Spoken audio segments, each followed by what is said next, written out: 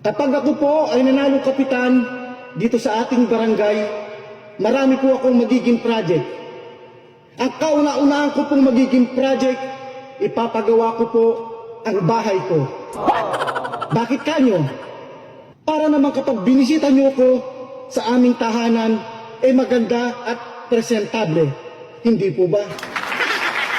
Ang pangalawa ko pong magiging project, bibili po ako ng magandang sasakyan. Bakit kanyo? Para kapag kailangan nyo ang tulong ko, madali ko kayong mapupuntahan.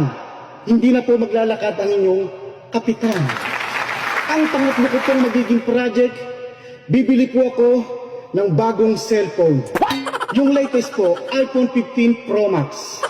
Bakit kanyo? Para kapag ako'y tinawagan nyo or kaya'y tinext, madali ko po kayong ma-replyan o masagot dahil latest po ang cellphone ng inyong kapitan.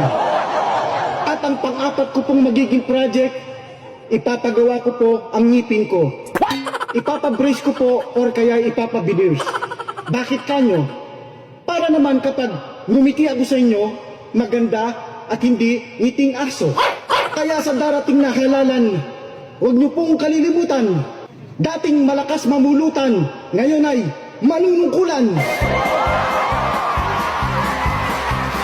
Nandito na ang ating